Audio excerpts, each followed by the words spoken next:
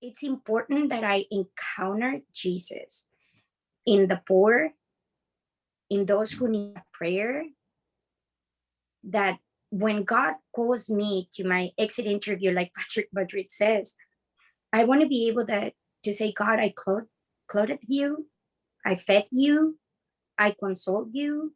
I want to be able to say that I share my love with those who needed it. But it's a daily work. Welcome to Apostolicam Actuositatem, an interview series on effective apostolic activity for the 21st century. My name is Christopher Pereira. I'm the CEO of Tepeyac Leadership. Hi, everybody, and I'm Andreas Widmer. I'm a professor at the Catholic University and the director of the Sioka Center for Principled Entrepreneurship. And thank you so much for being with us. Today, we're so excited to be interviewing a wonderful Catholic lady, a committed professional, committed Catholic. Veronica Fernandez is with us. Veronica, welcome to Apostolicam Actuositatem. Hi, Chris. Thank you for having me. As you mentioned, my name is Veronica Fernandez. I'm originally from Mexico. I've been in California for the past 22 years or so. I am a marriage and family therapist, and I work for the county. I work in an outpatient clinic for children and youth, and we serve kids 0 to 21 who have severe mental health disorders. Could you tell us a little bit about the intersection of work and faith for you? How do you make Christ present in the workplace? As I mentioned before, I'm a therapist, right? So I work with children and trying to help the kids heal. Most of our clients have either history of trauma, parents, they live in an environment that is just not a healthy environment. So most of our clients are also Hispanic. So as you can imagine, either the children or the parents come from a somehow faith-based family approach, even if they don't practice at all. So as a therapist in a secular world, it's very, very difficult to bring your faith into place because I'm not a faith-based therapy. I work for the county. I work in a very secular world. I always start with a prayer. I pray on my way to the office. I pray for God to let me be who He needs me to be in that particular day. I ask God to remove me and let the Holy Spirit do the work through me. So on countless occasions where I had clients and I was lost, I didn't know what to say. I didn't even know how to approach the situation, even though I have a lot of trainings and years of experience. I realized that silence is very important in therapy. You need to allow the kids to process. You need to allow the families to process. And I use that silence for prayer. And that's when I said, Holy Spirit, I don't know what to do. Help me. Help me say what I need to say so that this child can grow. And believe it or not, Chris, when you ask the Holy Spirit to help you, it would never let you down. The Holy Spirit takes over. And those are the situations where I realized then the therapeutic process really takes place and the healing begins. And they ask questions. And when they ask questions, I answer questions in the best of my ability. I'm the chief in a clinic. So I run a clinic with 25 staff. And if you can think of a school, I'm like the principal. I have to run the clinic, right? So now I feel like the help I provide is in a bigger scale. But I do have one client. I have to continue to work on my therapeutic skills. So this 17-year-old kid was working on coping skills to assist her to decrease anxiety, decrease depression, improve self-esteem. And in the work, she was exploring what kind of coping skills she could work with. And she said she felt the praying was going to help her, but she didn't know how to pray. So I said, pull out your phone. We downloaded Relevant Radio. We downloaded a free rosary app. And I said, through your technology, right, what is accessible to you in your hands, you can learn how to pray the rosary. You can learn, what's about your faith. She happened to be Catholic, and she's loving it. She's praying the rosary in the morning. She's fighting that anxiety, which we know where anxiety comes from, right? Learning to pray the rosary. So I'm always asking God to help me, and God sends me those messages. You know, Veronica, it's very interesting what you're saying. I mean, first of all, thank you for the work that you're doing. This is really difficult stuff. And to stay motivated, and then like you even running a whole clinic like this is, I know that's a tall order. As lay Catholics, we all want to participate in a way, help. And sort of because you are at the intersection of poverty and mental health, right? I mean, those things usually come often together, and that's where you're intervening and healing. And you know, the usual efforts within the laity is, well, let me donate some money, and I'm not dissing that. I think that's a great thing to do, but we can go beyond that. You know, in order for us to be Christ for others doesn't mean the other person has to ask for a sermon or something, but it actually is to teach love, to teach how to be loved, like to actually love somebody, like you probably do with the students or with the patients that you have. Can you give us a bit? I'd like to have it twofold. I'm very interested to see what you think that ails our society today, because you have a perfect window seat to see what's coming across. What is the great illness in our society for those youngsters? I heard you talk a bit about depression and low self-esteem and things, and I wonder which ones you see. And the second part is, give us some advice of how we can help. Like I'm not involved in this whatsoever. I donate money to causes, but I think that's not enough. I've been in these fields since 2007. I want to say in the past 3 or 4 years, the biggest issue that I see is lie and deception. And it's, you know, Satan is the biggest liar, right? So Satan will lie to make you confused and to make you not know what's happening. So lie and deception is the biggest issue that I'm seeing. And it's not only clients. That's now the battle I'm fighting. Lie has really now taken a bigger scale, where it's not only the clients who believe they're bad, they're ugly, now is the therapist, is the community, is the parents. Our clients are being told a story. Clients have an expectation. Clients think they have to be something different. And that brings a lot of stress, a lot of anxiety, a lot of depression.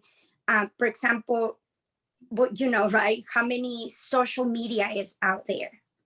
There's every client, it's at least in 4 different social media groups. And in those social media groups, TikTok, right, I can go on and on and on and on. They're seeing a picture.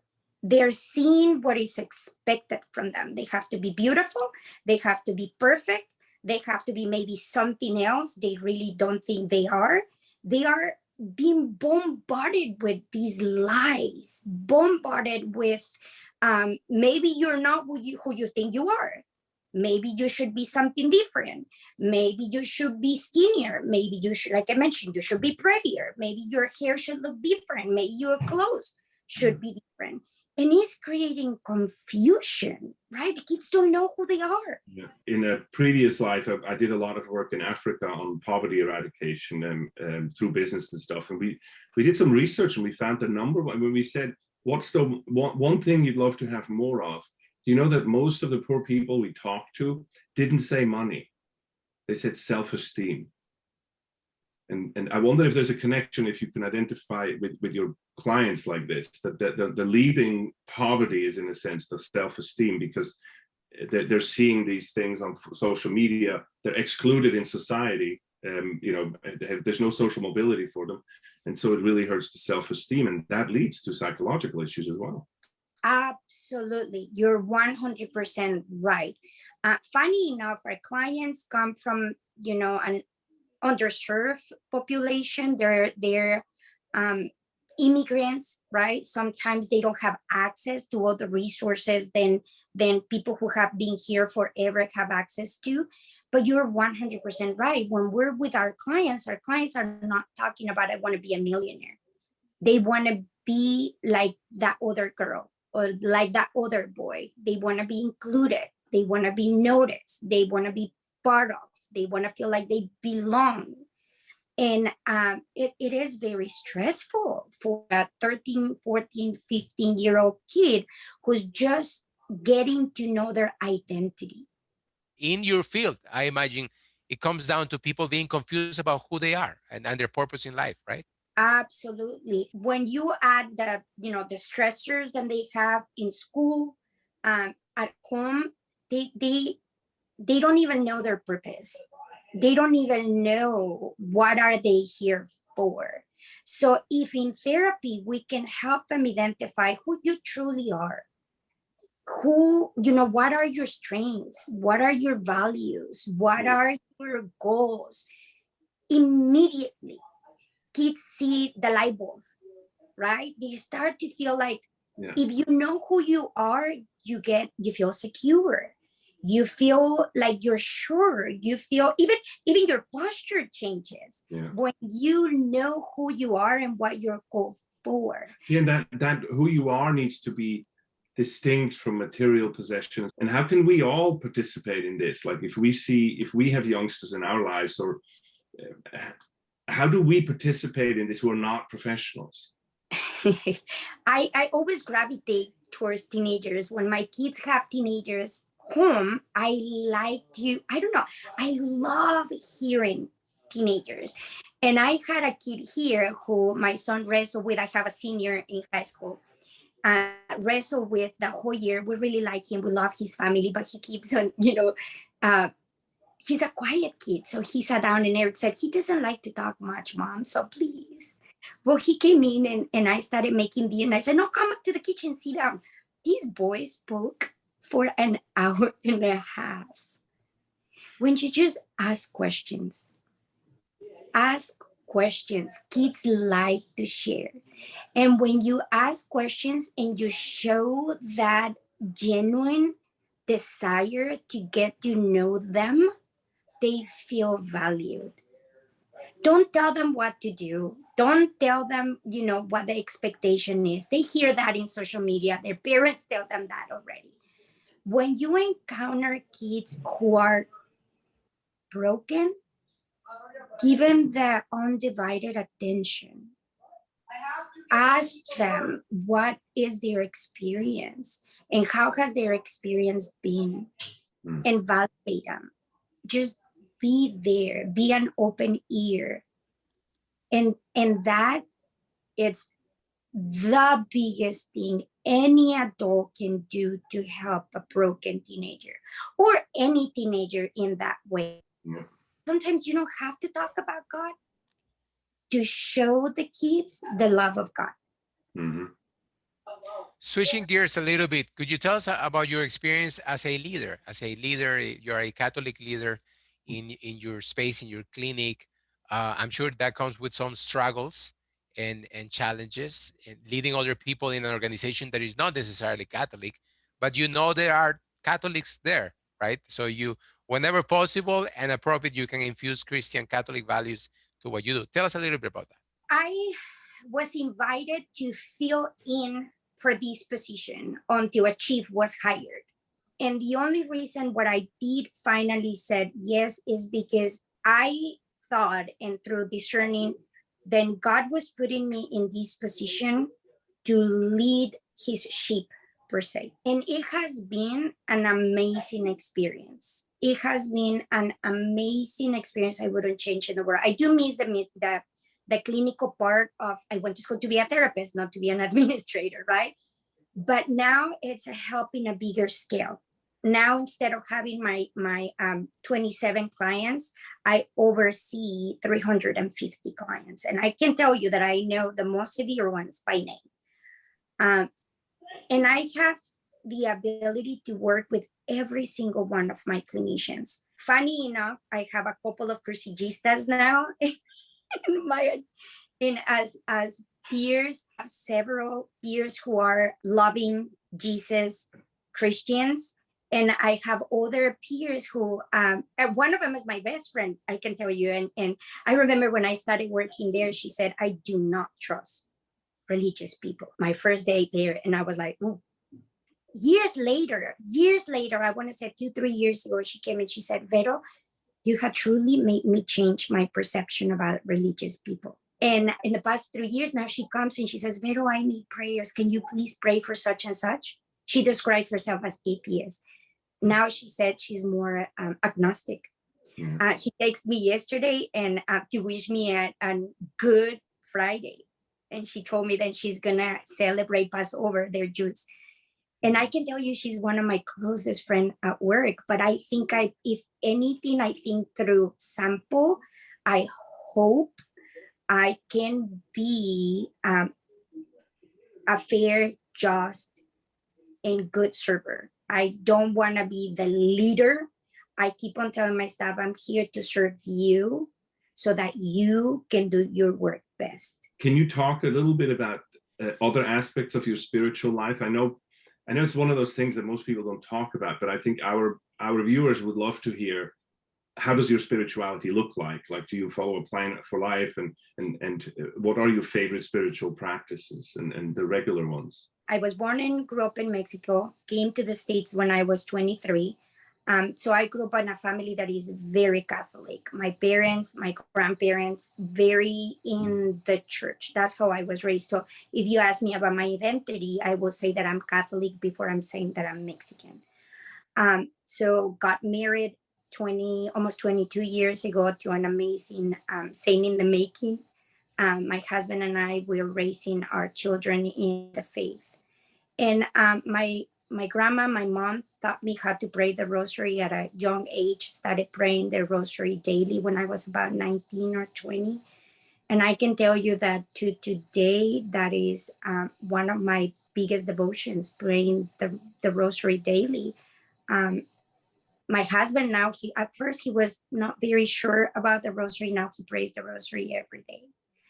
But trying to go to daily mass as much as possible, not missing Sunday mass, trying to go to confession as much as possible every month or every other month, or immediately if needed. But I can tell you that I don't know if you guys are familiar with Cursillo. I think Chris is a Cursillista, so de colores. Me too. De colores. De colores. In 2012. And that was, I think, when my faith, which has always been the center of my life, I thought I knew it all. I was like, I pray the rosary daily. I go to mass. I go to we don't call it a retreat, but when I leave Cursillo, it gave me the roadmap that I needed to really understand my faith. And now it's piety, study, and action. And I keep that daily. It's important that I encounter Jesus in the poor, in those who need prayer, that when God calls me to my exit interview, like Patrick Madrid says, I want to be able to say, God, I clothed you, I fed you, I consoled you.